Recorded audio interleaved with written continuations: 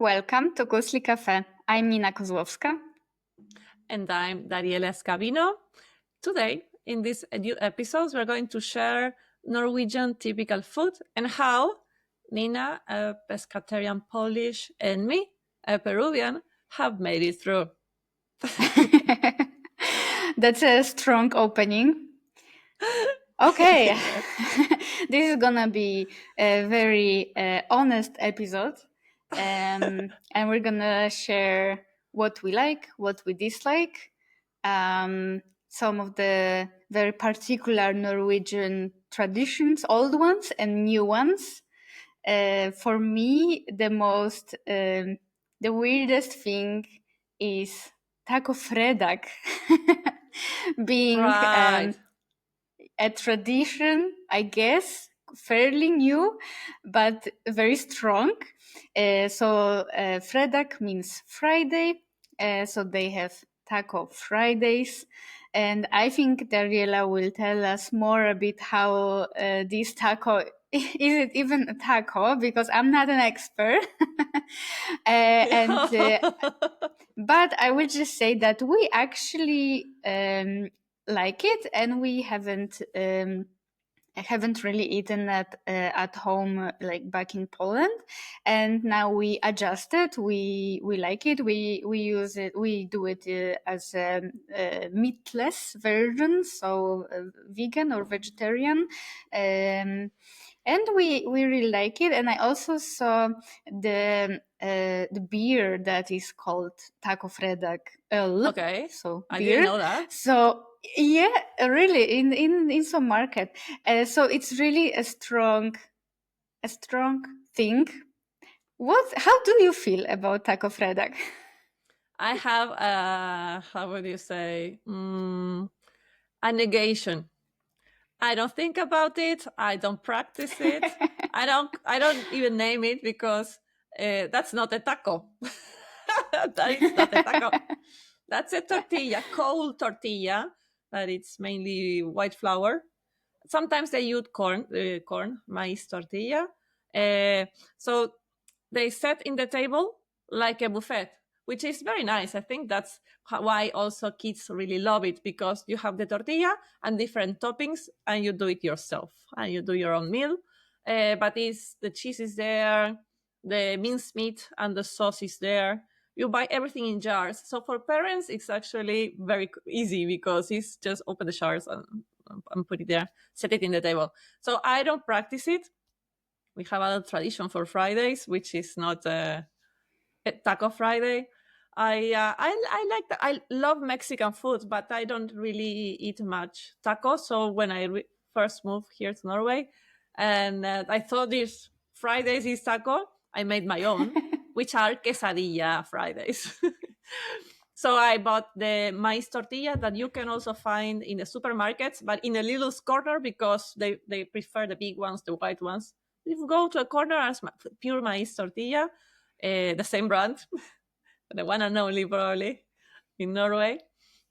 And I warm it up. No, I have a warm pan. I cook them in I eat next to the kitchen so I can prepare each quesadilla with cheese, and then I use vegetarian options. So I slice some, for example, champignon, mushrooms, and have it with the cheese until it's melted, it's warm, and then I have it to have a closer version of a quesadilla. But I don't eat taco. That is not a taco, but I think it's a fun tradition for everyone. And I didn't know that there was also a taco beer. But Yeah. in this episode, we said we are going to talk about food, not beverages. That could be another one. But every time there is something particular going on, like, for example, Christmas, there is Christmas beer. Yeah. So, I even found Yule kombucha.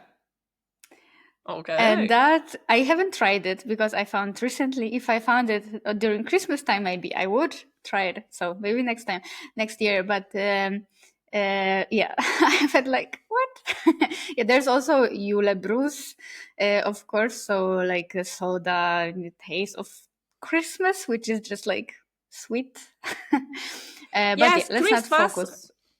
Christmas have a, we can talk about seasonal food in Norway, and when the season of Christmas, everything has mainly 3-4 spices, which are cinnamon, clove, and ginger. So there are at least 7 types of traditional cookies for Christmas, more, probably more. And they all, not all of them, but most of them have this cinnamon, clove, and ginger. Then if you buy ham, the traditional Norwegian breakfast, these hams, they are made of lamb or pork. They also use these spices, and they use it in the tea. The Christmas tea is black tea plus these spices that you can also find in Indian chai. So it tastes a little similar. And of course, they use it in some food and in the beer. Yeah. It's the season of the And ginger. yeah, and pepperkaker. Pepperkake. Yeah. That I like. I don't do it every year, but I enjoy doing the cookies. But it's hard because I don't really consume sugar. So it's mainly for the fun of baking and making the shapes and decorating. That's fun. Yeah, it's a family thing more to do with kids. Yeah, so that was a very particular thing. Taco and Taco Fredag. Like we Taco also Fredag. don't eat it every week, of course, but sometimes we are kind of inspired. Like, oh, what's today for dinner? Oh, it's Friday, maybe. So it's kind of funny to think about. And we also just prepare our own sauce and guacamole, so we don't use everything that's there in jars, but maybe the pre-made tortilla or spices, like a spice mix that is quite convenient because we don't come from the culture. We don't really know what spices there should be, and that is convenient. But Yeah, yeah, this was very surprising to me. I didn't know about it before I moved here. I didn't know about it. me And neither. all of my friends are always like surprised. I think we served it. We had the taco fredag at our wedding. That lasted for a few days, and also on Friday we did that. We did taco fredag because I thought that friends came from Poland to experience something Norwegian. So Yes. we gave it to them. And I Yes, think that it was was fun. fun. It was very fun. Yeah. So, which other seasonal foods are there in Norway? You know, after Christmas, if we go in the order of the year of the month, February is the season of skrei. If where they fish skrei, this big cod, and they sell it as a whole in the supermarkets without the head. And they cook it together with the eggs, not with the caviar. Hmm. Probably a liver or something else. I haven't tried, but I do eat the fish, the skrei, and I really like it. It's very tasty. It's my favorite fish in Norway. And Norway is the typical food in Norway has a lot to do with seafood and fish. Of course, yeah. Not to mention of course. I mean, we have to mention the salmon. That is, of course, very popular, quite cheap. Comparing to meat, and always when I compare to prices for salmon in Poland, in Poland salmon is quite expensive, and here it's maybe the same price. So that means that as for Norwegian market, it's cheaper. Mm-hmm. Yeah, we eat. We are pescatarians, but we only eat salmon as an exemption of being vegetarian, and maybe sometimes fish and chips or something. But yeah, we definitely eat salmon, and there's also rökt salmon. So how is it? Yes, Roasted, raw, smoked, raw and smoked smoked. salmon. which is typical for breakfast. And then you have a fresh salmon. And in Norway, you find pre-made food. Sometimes you find the fish also with already the spices. So you just put it inside the oven and that's it.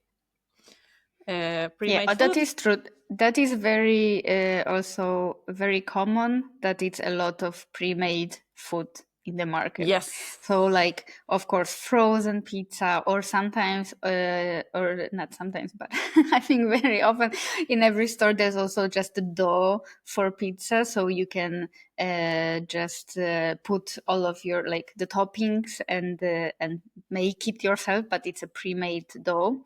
And So yeah, pre-made lots of sauce. stuff are pre-made. Yeah, Yes, exactly. that's true. And you name pizza, and we need to name, maybe not the brand, or we do, but the famous frozen pizza they eat in Norway. It's super popular. The pizza grandiosa. It's They very should cheap. pay us. They should pay us. We are looking for sponsors. It's very cheap. So pre-made, pre-cooked, but you just need to warm up. I mean, there's a lot of food in the supermarkets, and Norwegians eat a lot that. So you find these pizzas, you find food, seafood, but you also find a lot of Thai food, because there is a big immigration from Thailand and Vietnam here in Norway. So at least from Vietnam, I've seen little, but maybe spring rolls. But mainly from Thailand, you find meals that are tasty, like different curries. You just put it in the microwave, I guess, or in the oven, and you have it. So the Norwegians here, the food in the supermarket, you know that it's different, it's better quality than abroad, because they are really aware of which are the ingredients inside every content. So if it has a lot of sugar or saturated fat, that you're not going to find it.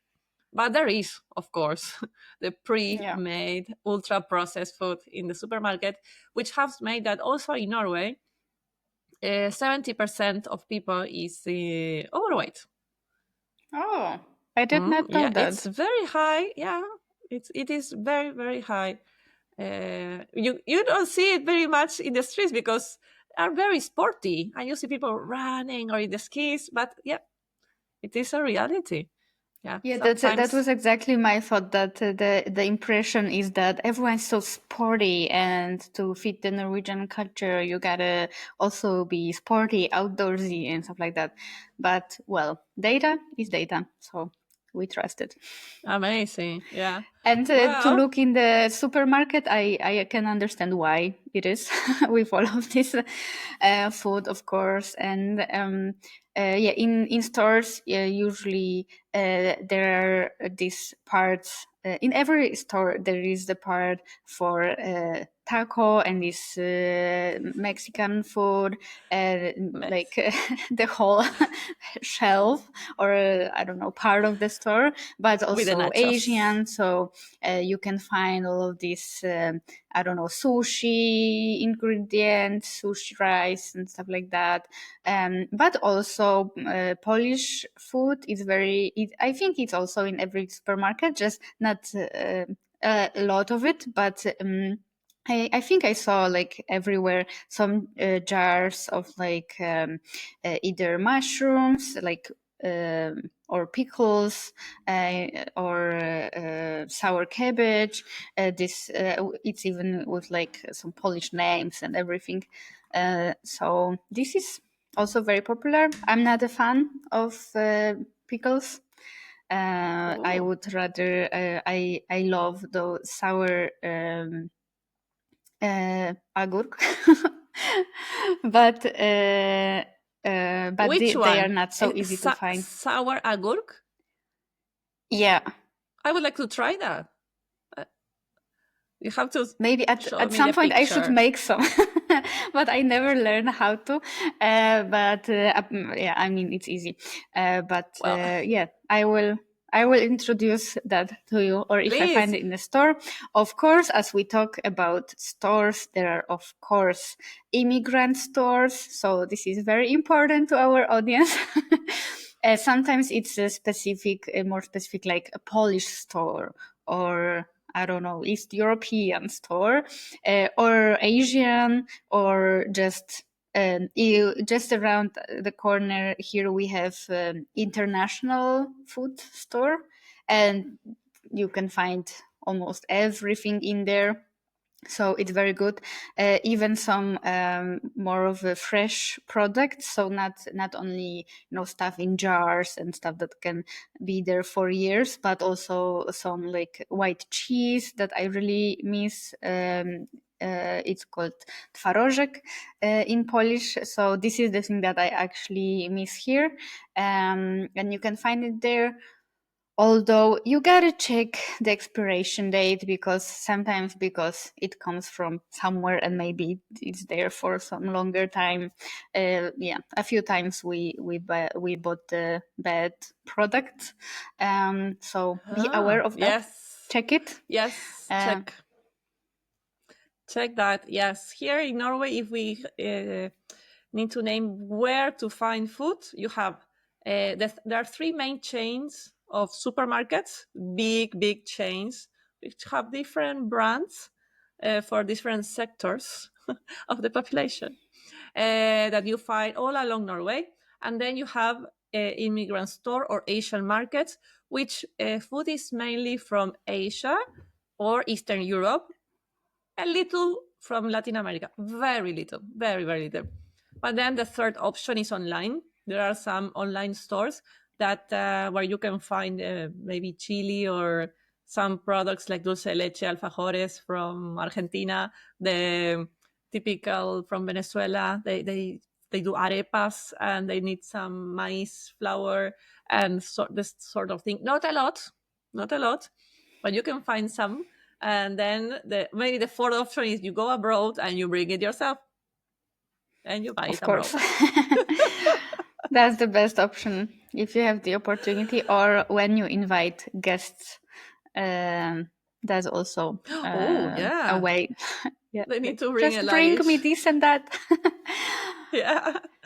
Yeah, I buy a lot in Spain. Every time I go to Spain, I can find it, because Peruvian community is very big in Spain. So you have Peruvian restaurants and you find products everywhere. So that's great. I went in January, then for the first trimester I have Peruvian food. Then it comes summer, and in summer comes the growing season, which is something that I started doing in Norway actively, because when I was living in Peru, I have an apartment, a very small place.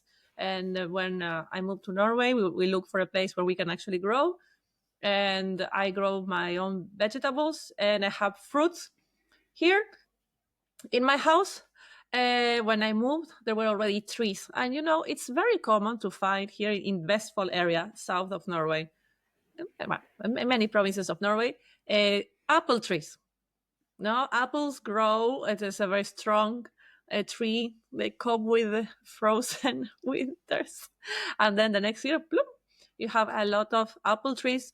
These apples are different types. Are mainly green, a little more sour, and of course there are also cherry trees. Cherries, plums. They grow also all along Norway. Sometimes you move to an apartment and in the garden you have it. So all the neighbors can eat the cherries. Well, I have a cherries tree. I also have hazelnut, which was the biggest surprise for me because it's my favorite nut. And I also found ribs. Ribs that's it's the rest of Europe. This little grosella in Spanish, this little cherry in red color, which they use for jams. They put a lot of sugar because it is very sour. It is very sour, and it's very little with a little nut. So it's hard for me. It's hard to do something because I don't use sugar. So what do I do with this? I'm sometimes doing some juices with it, but then I grow the potatoes, carrots, beetroots, spring onions, mangold, coriander, and my own chilies. But that's the chilies, I have them inside the house. So that's also an option, because on summer, the season is shorter than other countries because our summer is a little shorter. but we normally start growing from April. Sorry, with the seeds, April, May, and then different plants are gonna give you vegetables between July, August, September. And the good thing is that if you don't have a garden yourself, there are community places. So you can grow your vegetables in the comuna. Like, for example, we were talking about Lillestrøm last week. Lillestrøm, just next to the comuna, there is a big park with this palekarme, which is this pallet with on top like a cube with dirt, where you can go and plant, like take a little square and plant your seeds, and then all the community can benefit from it. Or there are farms that are organized that you can go and pick the vegetable yourself, and you pay a very small price. It's cheaper than going to the supermarket. And of course, a lot are organic. It's very environmental friendly to do it that way from the dirt instead of all the shipping that Of involves course. going to a supermarket. And it's fun because, I mean, you're probably not a farmer, and you have this chance to become a farmer yourself for a few minutes and To look. experience it, to learn how it works. Yeah, that's great. Also, you said about apple trees, and very often the people have it in the gardens, and they don't actually pick all of them. Like they don't need all of them, and they don't even do it. So sometimes they would say their family and friends of friends to just come by and pick whatever they want, like how many they want. And we had that neighbor back in Horten, just across the street. She had an apple tree, and every next season she would tell us, just please come and take the apples, because they don't really pick all of them, because Yeah. maybe it's time consuming or something. And No, it's too nowadays much. a lot of people would rather just go to the store and buy. Yeah. So they also wanna share. That's very often an option in Norway. And as they don't have a lot of people don't have a fence around the garden. If you are invited in such a way, probably it's always nice to ask. Maybe if you see that someone has a lot of apples and don't really pick them, maybe it's nice to ask. I don't know. I Yes, never it's approached nice. the person, but I think that if you're like walking and you see an apple and you take it and eat yourself, no one is gonna say anything. And so, what? How nice! yeah, of Because course. the apple tree can give apples that would feed a house of 10 people at least. We also give away a lot of bags of apples from one tree. Yeah. Yeah. So another option that is great in the bibliotecs, how we talk about it, that if you go to the library, you find seeds. Now No, in we haven't talked March, about it. March is the season. Every library in Norway has a library of seeds. There's like these drawers with A, B, C, with a plant. So if you see that, go there. And they have, like in the K, they have coriander seeds, and they have the seeds that you give.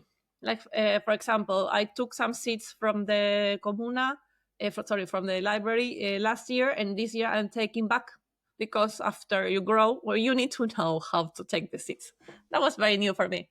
And you take it back to the comuna because you shouldn't, for example, grow vegetables from seeds that come from abroad.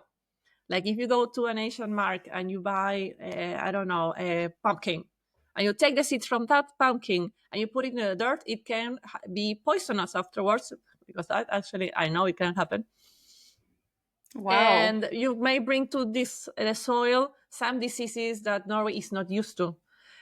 So, well, to avoid that, no, actually, it's because it's part of Norwegian culture to grow vegetables. Many people do it, and there are many And also courses to in the share comuna. and to contribute. So that all fits this culture. That's a great tips, It's great. Dariella. And I will definitely pick some apples from you this year and bake an apple cake. I offer in publicly, return. please come to Horten. Yeah, no, I don't do cakes. That's the thing. You know me. I don't eat cakes. Not because Well, I then want to I have a will bake healthy for lifestyle. Eystein. Yes, he likes. Yeah, that's true. So okay. Well, let's talk about taste. Smakegot. Yeah. About food. How was it for us when we moved here to go to buy the vegetables, prepare food, and how the kind of taste we have before moving here? Mm-hmm. I mean, I come from Poland, which is not a very warm country, and vegetables they taste quite the same. Like here, of course, what was shocking is that everything was packed in plastic and stuff. But about the taste, I gotta tell you, this is what I knew. What about you? I guess it's different. Oh no, yeah. I'm over it. I'm over it by now. I'm 4 We years live in a Norway. different lives. Totally, yes. That's why we have this podcast together, so we can mix and share. Yeah, for me was going to the supermarket buying a zucchini. Say, oh, that's a small. Anyway, go cut it. Where is the taste? Where is the taste of the vegetables? Or you buy spinach, and spinach comes in a nice bag, very clean. I super trust it. I just cook without cleaning it. In the dish, you need to use the whole bag to taste a little of spinach because they taste less. The taste is not the same, and there is a very few variety. Like Yes. if you come from Latin America, we have different areas and different fruits, so we all miss something different. Like our fruits are here, they don't exist. But because Peru is also in the Amazonas region, so we have fruits that I don't know. I know a few. But let's say papaya, we'll know. I used to have papaya every morning. And now I find it in the Asian market because they bring it from Brazil or Thailand. So it has to be a papaya in a nice box. Ship it half the world to make it here. So I think, oh, the carbon footprint of this papaya. Okay. Anyway, sometimes I want to eat a papaya. It's something I used to eat every day, every morning. Mm-hmm. Make fresh juice. But here there was I couldn't find it, and when I found it, this immigrant store, papaya, I pay what it's the equivalent of 15 euros for one papaya. Wow. I used to pay 2. So it was pricey. It comes from the other side of the world, and well, but sometimes I do buy a papaya. Also, the pineapples you find. Okay, I find pineapples in the supermarkets. Those are not pricey. They come from Costa Rica to Norway. Mm-hmm. So yeah, that was something. But I think what helped me the most, besides therapy, is that yeah, it's that I made my weekly menu because it's also easy with the family and the work and everything, and find what really works for us as a family with taste and vegetables. And second, what we said before is growing our own veggies. So I grow inside my house the chilies that are typical from Peruvian food, which you don't find in the store, of course. I plant it myself, and I grow the plants every year. And I have from May, June until September every week some chilies. Yes, but in my case, I cook everything from scratch. I don't buy ultra processed pre-made food. So having this menu where I organize and I know how to do it, it has worked very well. So now I don't think about it. So I'm really used to it. Yeah, I mean, it's been some years, so of course you adjust, but I understand this food culture shock, kind of.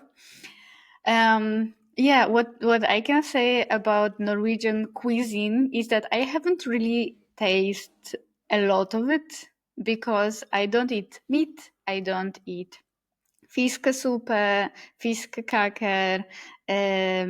I don't eat shellfish, so lots of dish is uh, not suitable to me anyway. So, but of course, I love waffles.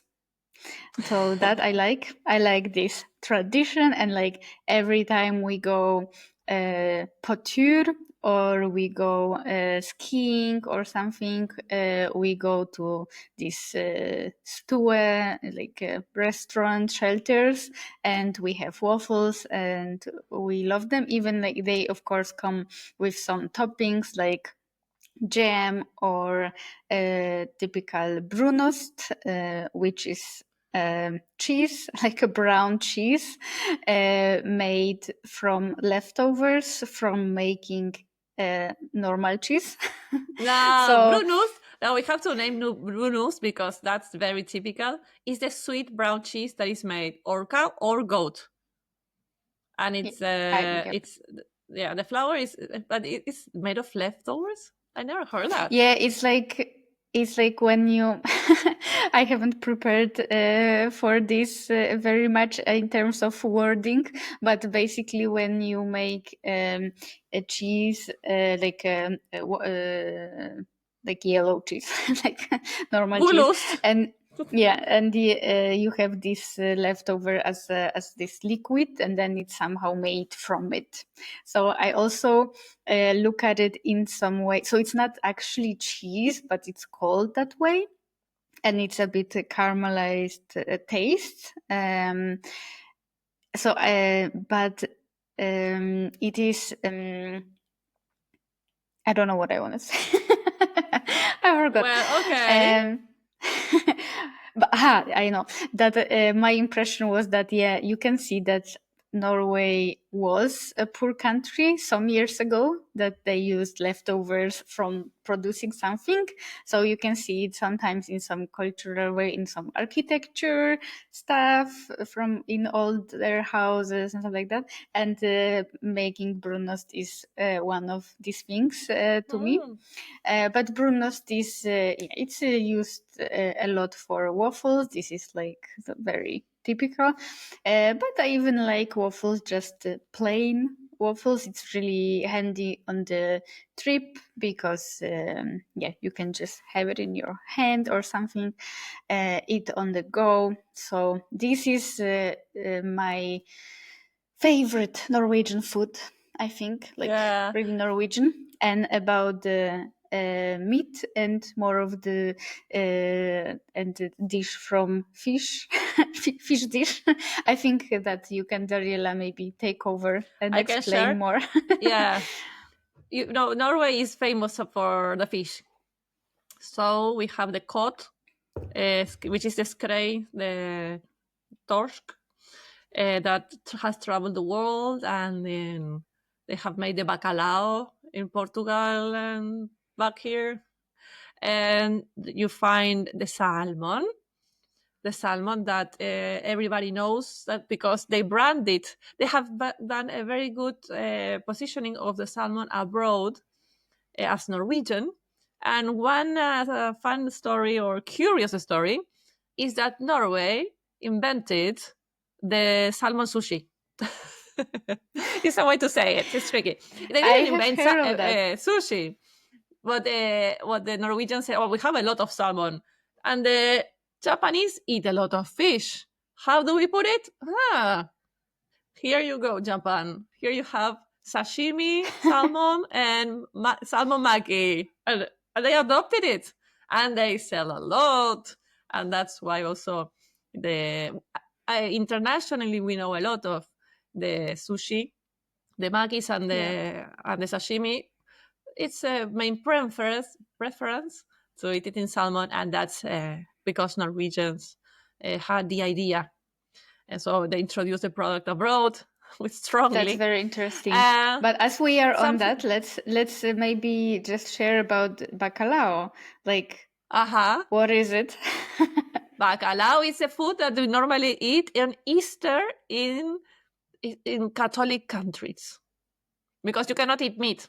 That's I don't know. I'm not a religious person. I'm not the person to talk about it. But yeah, bacalao came, I don't know how, to feed that space where you couldn't eat meat. So let's eat fish.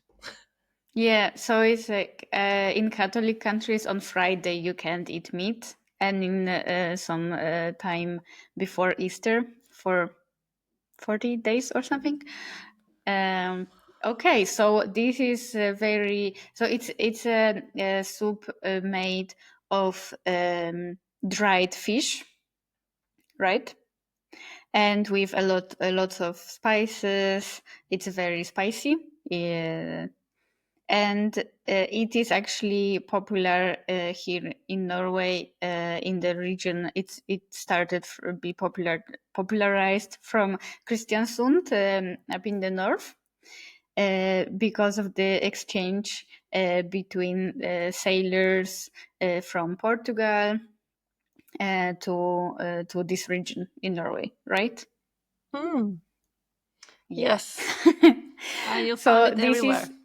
Yeah, because generally Norwegian cuisine is more mild, not a lot of spices, not so much of garlic, chili, and others, of course, because it wasn't in this region.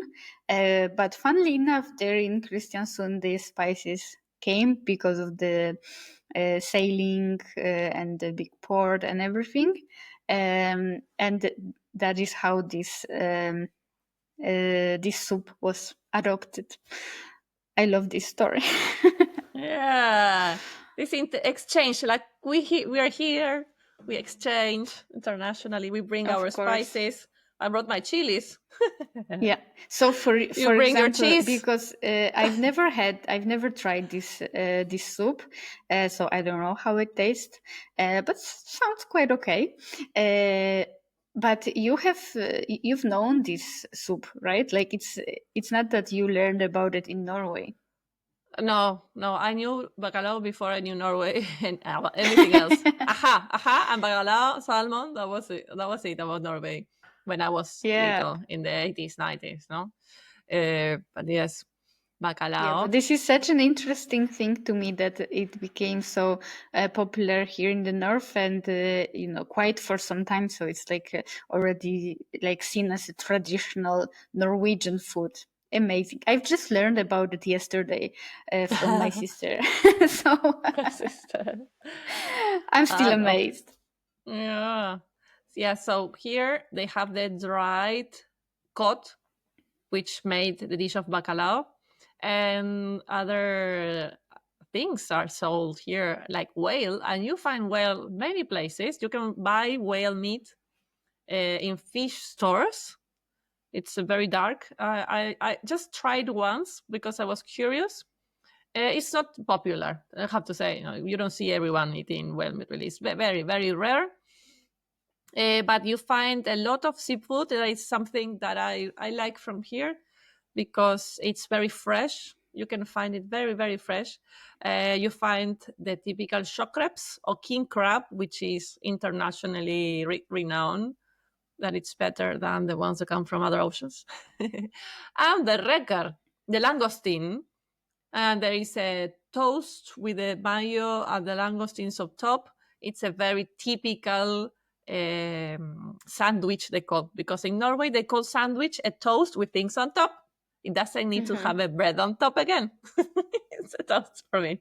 But it's a sandwich here. In Poland it's the same. In Poland it's the same. You just need one piece of bread and stuff on the top, and you don't have to have the other. Like maybe if you take it if you take it to go or something, then maybe you have two, like matpake for kids or something.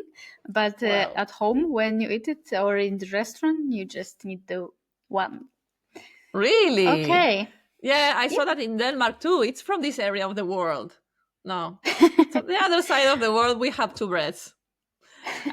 Well, but Norwegian food is known mainly for fish, like the bacalao and the salmon. But the typical Norwegian food, the typical, is not made with fish.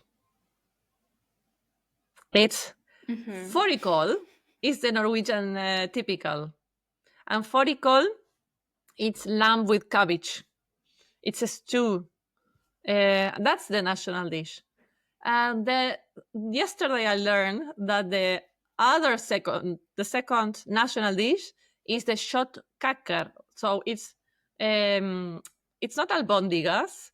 It's like meatballs with mainly minced meat and onion. And I think they have on a side potatoes or mashed potatoes and some vegetables. Yeah, but I didn't know. So Norwegian typical food is not coming from the sea. It's meat, red meat, from the lamb. Yeah. So is it like Swedish meatballs, kind of? I don't know, because it's not called. They don't call it meatballs. No, but It's not köttbölle. I haven't tried them because I don't eat red meat. But it sounds like a burger to me. Yeah. But they said no, it's not a burger because this is as small as like this. Okay. Yeah. Okay. Maybe we need to do a follow-up episode on food about meat with someone who actually eats all of this. We need a guest. Maybe raised here. Yeah, if I think you like meat, my brother-in-law is quite experienced and quite an expert in meat. So maybe that's an idea. Yeah, we can invite him. Definitely. Okay. And we are missing something. Yes, we are missing the moose, the reindeer, and the deer. These I was thinking about it to ask you. Yeah. That's also typical from here. And I don't know, maybe in Poland you have you have deers. Maybe there's something. Yeah, but it's not very popular to have like a deer sausage or something. That's not popular. Yeah, here you can find the sausages in the supermarket or in the airport as a souvenir from these three animals, different pulses. In some ferias, you'll see them as well. Yeah, it is very typical. There is a hunting season in September, October, and then there is a big market for this meat of those three animals. And the moose, the meat, it's a very strong animal. It has less fat, so you can use it a lot in stews or just like a steak. Yeah. Have you tried it? Yes. You wanted me to share that? It's very personal. The thing is, okay. I don't eat red meat, but my now husband invited me to a dinner, and apparently it was not clear for him that I wouldn't eat a moose. I don't eat cow, but not the moose either. So when he invited me, and we were just dating, and he cooked for 3 hours because it's slow cook in a pot with some vegetables, the moose. And when I saw it, it was, oh my God. I didn't say anything. I ate it. Because I thought, oh, he's cooking for me for 3 hours. And I have to eat it. So I ate it. But that was the last time. Of course. Then you shared this information. Yes, by the way, this is red meat also. Because there is that sometimes discussion of what is meat. Like, I have to say, I always name fish as meat. For me, fish is as a being alive. So fish is also meat, but it's white, and the other one is red. But no, For example, with my husband, he said, "No, fish is not meat; it's a fish." Yeah. I mean, when I was traveling in Asia, they would say that I would say, "Oh, please, I don't. I want to eat something without meat." Oh, we have this chicken dish. I'm like, oh well. So yeah, this is like the definition is really unclear depending on where you come from. Especially like in Poland, like of course for me as a definition of meat, fish meat is of course also meat. But as we talk about it, what I mean for meat, like what just yeah, like what Polish people when they talk about meat, fish is not meat. But yeah, of course, that depends so much. And so maybe as we talk about meat and the definitions, so we don't eat meat. Okay, we eat fish meat sometimes, and it's salmon meat usually. But I would just wanted to share my experience here as a flexi vegetarian. So usually we try to eat as vegetarians, and I mean it's quite easy to find products like tofu, tempeh, seitan, pre-made vegetarian burgers like Beyond Meat and some other brands. And it, for example, it costs burgers for two of them in one pack. It can cost around 60 krona, but it can be also around 20 krona, depending also if it's on sale or something. But it's not very costly. I think it can be maybe cheaper than meat, and it's very accessible. It's in every market, so I don't think that. I think that now being a vegetarian or vegan in Norway, it's becoming quite popular as everywhere in the world. But I think that usually in restaurants there are not so many options that are without meat, so probably you will find something, but not a lot variety of it. Of course, Waffles. if you go, You find waffles. yeah. But if you're a vegan, then it becomes even harder because waffles are on made with butter. Dairy. So of course, then yeah. But for vegetarians, it's not that bad. But of course, this cuisine, as we talked, it's very much meat based. So if you want to try typical Norwegian things, you're not going to if you're vegetarian. But of course, now when I live in Oslo, I look for strictly if I go eat out. I look for vegan places, also to like support these places to eat something completely without meat or animal products. So my favorite one is Norwegian in the city center around National Theatre station. So of course there are options. But there are also in a lot of cafes, they have also some gluten-free options. So of course, all of the world's are trending in here also. But I guess this experience of being vegetarian in the big city is a lot different than when you live in the smaller cities. In Horten, there is there is no vegan or vegetarian place per se, but of course there is sushi place where you can get only vegan set. There is I don't know, mikrobryggeri, our favorite place where we were on the dates with Dariella. Where they have they brew their own beer, but also they have great burgers with vegetarian options. So usually there are some options, but it's not crazy popular yet. So I just want to share that insight. Yeah. Do you find that it's more expensive to be vegetarian than not vegetarian in Norway? I have no comparison because No, I didn't look for prices for meat, but I guess I've heard that meat is at least quality meat. Because if I would eat meat, I would like it to be quality meat. So then it's maybe expensive.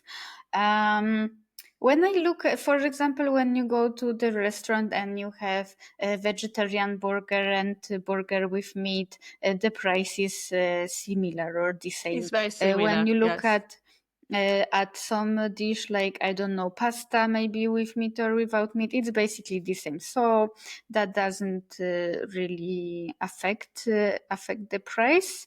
And I think that all of these products like tofu and some other vegan stuff are not very expensive. No. No, no. We haven't talked much about prices, but a little bit we have shared that products here are more expensive than abroad.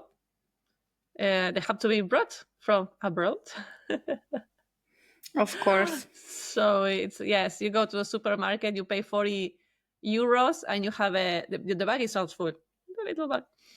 So it is more pricey, but you find again what we talked at the beginning, that ultra processed food, pre-cook, pre-meals are cheaper, and that's not good for health.